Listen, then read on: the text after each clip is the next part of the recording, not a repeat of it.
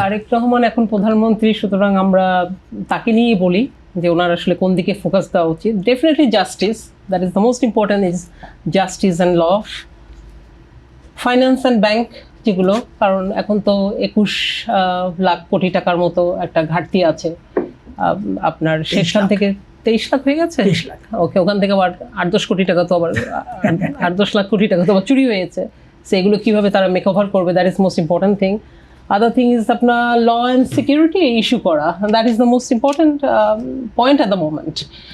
কারণ এটা না হলে আপনার গতকালকে জাতীয় পার্টির যেটা উনি বললেন যে আমাদের পতাকা আপনার পদতলে, মানে এটা পদতলে জাতীয় পার্টির পতাকাটা কেন, তার মানে কি বাংলাদেশের এক টুকরো বাংলাদেশ আপনার শহীদ মিনারে ফুল দিতে গিয়েছে, তাদের পতাকাটা পদতলে ফেলে দেওয়া হয়েছে।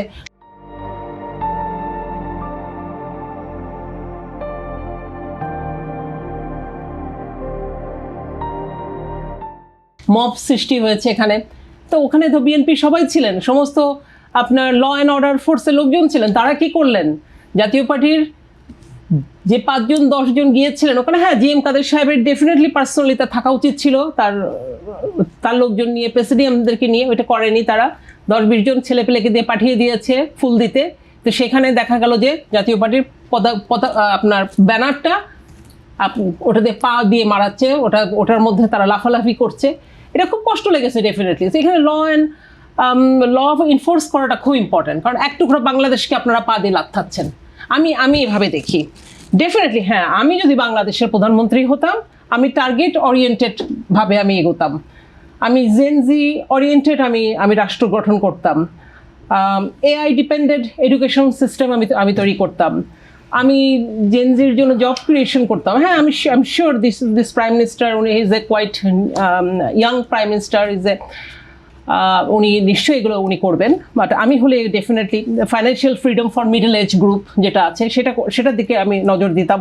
ওল্ড এজ গ্রুপের দিকে আমি হয়তো সোশ্যাল সিকিউরিটি তাদের জন্য বাড়াতাম, হেলথ ইস্যুটা টার্গেট করতাম। টাইম ফ্রিডম যেটা খুব ইম্পর্টেন্ট, টাইম ফ্রিডম নিয়ে আমি কাজ করতাম, যাতে মানুষ আপনার ফিক্সড ফিক্সড জব যেন না করে, এক জায়গায় বসে তাদের চাকরি করতে হবে 8 ঘন্টা 10 ঘন্টা, এই জিনিসটা আমি তুলে ফেলতাম। হ্যাঁ, আমি ফোকাস করতাম ক্লাইমেট চেঞ্জের উপরে। নাম্বার 1 টার্গেট হতো আমার লাইফে আপনার climate change, that is the most important issue. Bangladesh না থাকলে সরকার তো থাকবে না, বাংলাদেশ না থাকলে কোনো পলিসিও থাকবে না। সো বাংলাদেশ যাতে থাকে, সাস্টেনেবিলিটির জন্য যা যা করণীয় আমি সেটা করতাম, সেটাই আমি করছি। আর একটি প্রশ্ন জনাব মাসুম মাওলা বলেছেন যে জাতীয় পার্টির যে ভরাডুবি হয়েছে এবং জিএম কাদের নিজে জিতবার জন্য চেষ্টা করেছিলেন, সেটিও হয়নি। আমরা দেখলাম যে জিএম কাদের জামানত হারিয়েছেন। এই পরিস্থিতির মূল্যায়নটা আপনি কিভাবে করবেন? আপনাকে প্রশ্ন। সরি, নির্বাচনে জিএম কাদের জামানত হারিয়েছেন, জাতীয় পার্টি কোনো আসন পায়নি, এই পরিস্থিতি আপনি কিভাবে মূল্যায়ন করেন? আমি মনে করি যে নেতৃত্বর চেঞ্জ আসা দরকার। He has become a total disaster, definitely. He is old, he is sick, and he is 80+। He can't move, he can not represent Jatiya party.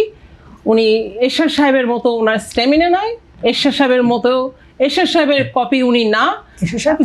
এরশাদ সাহেব ডেফিনেটলি, ওনাকে দিয়ে ডেফিনেটলি আর হবে না। উনি যেভাবে জাতীয় পার্টিটা কিডন্যাপ করে প্রেসিডেন্ট পার্ক আমাদের বাসা থেকে নিয়ে গেছেন, ওনার উচিত হবে সেটা ফেরত দিয়ে দেওয়া। কার কাছে ফেরত দিবে? আমাদের কাছে ফেরত দেবে, আমরা যারা আছি। এবং আরো বলি যে আমরা যারা আছি জাতীয় পার্টিতে, অনেকেই আছে, কতজন আছে যারা চলে গেছে, তাদেরকে ফিরিয়ে নিয়ে আসতে হবে, তাদের সবাইকে ফিরাই নিয়ে আসতে হবে। এখানে যে 5 জন বড় বড় লিডার চলে গেছে, আপনার তাদেরকে ফিরাই নিয়ে আসতে হবে। তাদেরকে নিয়ে উনি কি করলেন? উনি জাস্ট বিদায় করে দিলেন। এটা উনি করতে পারেন না, এটা ওনার বাবার সম্পত্তি না। এরশাদ ক্যাবিনেটের ওনারা, হ্যাঁ, এটা ওনার বাবার সম্পত্তি না যে উনি যা মন চায় উনি তাই করবে, এটা উনি করতে পারে না। সামনে হচ্ছে আপনার স্থানীয় সরকার, এই স্থানীয় সরকার থেকে শুরু হয়ে যাবে আপনার আসল politics, that is the most important thing. কারণ আপনি দেখেন, ফর ইনস্টেন্স রাঙাকে এবারে সিট দেওয়া হয়েছে হাতিবান্ধা বুড়িমারি ইজ এ আপনার আমাদের একটা পোর্ট, ভেরি ইম্পর্টেন্ট স্থল পোর্ট। এই পোর্টটাকে তৈরি করেছিলেন, এই পোর্টটা কিন্তু করেছিলেন হোসেন মোহাম্মদ এরশাদ, প্রেসিডেন্ট এরশাদ সাহেব এই রিপোর্টটা করেছিলেন, বিধায় আজকে মানুষ আমি আপনাকে ধরিয়ে দেই যে উত্তরের যে জাপার যে ঘাঁটি, সেই ঘাঁটিতে জামায়াতের যে নিরঙ্কুশ বিজয় হয়েছে, এটা কি ধর্মীয় ইস্যু নাকি জাপার সঙ্গে তলে তলে আঘাত? না, এটা ধর্মীয়। এটা জাপাত তো আঘাত করছে ফ্যাসিস্ট সরকারের জন্য। আপনি দেখছেন না যে আপনার আওয়ামী লীগ রিসেন্টলি যে অফিস ওপেন করতেছে বিভিন্ন জায়গায়, এটা তো জাস্ট ডিউ টু হিম। উনি এটার সাথে আঘাত করে এটা উনি হেল্প করছেন। তা না হলে তো আপনার আওয়ামী লীগ বিভিন্ন জায়গায় এরকম অফিস এত তাড়াতাড়ি ওপেন করতে পারে না, তাদের ওপেন করতে দেওয়া হয় না। উনি তো নিজেই বলেছেন যে উনি যখন ইন্ডিয়া থেকে আসলেন উনি কি বললেন, ইন্ডিয়ার বাইরে আমি কথা বলতে পারবো না। Do you remember that? The whole nation has seen it. আপনি বাংলাদেশি, আপনি বাংলাদেশের জিএম কাদের কথা বলছি। হ্যাঁ, তো উনি বললেন যে আমাকে ইন্ডিয়া যেভাবে অ্যাডভাইস করবে আমি সেভাবে আমি কথা বলবো। তো এটা হতে পারে না। আপনি বাংলাদেশি, আপনি রিপ্রেজেন্ট করেন বাংলাদেশের জনগণ, বাংলাদেশ হচ্ছে আপনার ঠিকানা, বা আপনি বাংলাদেশের জনগণকে নিয়ে আপনি কাজ করবেন। তো সেখানে উনি এটা করেছেন। উনি বলেছেন রিসেন্টলি, তাহলে কি জিএম কাদের রাজনীতি করেন ভারতের কথায়? ডেফিনেটলি এটা তো ওনার কথাই প্রমাণিত। এটা তো ওনার কথাই প্রমাণিত। উনি বাংলাদেশের জন্য রাজনীতি করেন না। ওনাকে যা শিখিয়ে দেওয়া হয়, যা পড়াই দেওয়া হয়, যা বলা হয়, উনি সেটাই করেন। অফকোর্স সেটাই করেন উনি। এবং এই জন্য উনি গত 3টা ইলেকশন হচ্ছে আপনার আওয়ামী লীগ সরকারের সাথে উনি সাপোর্ট দিয়েছেন। এবং উনি কি করেছে, উনি মন্ত্রী মিনিস্টার হয়েছেন। ওনার রাজনীতিটা হচ্ছে ওনার নিজস্ব ব্যক্তিগত চাওয়া এবং পাওয়া। উনি এবং ওনার স্ত্রী দুজনে মিলে শুধু গত 3টে ইলেকশন আপনার আগের সরকারের সাথে হচ্ছে তারা শুধু ব্যবসা করেছে জাতীয় পার্টিটা দিয়ে। জাতীয় পার্টি একটা দোকান খুলে ওনারা শুধু ব্যবসা করেছে। জাতীয় পার্টির ইনাদের নেতৃত্বে ইনারা রংপুরের একটা মানুষকে নিয়ে তারা চিন্তা ভাবনা করে নাই, যে সুযোগটা আজকে জামাত নিয়েছে।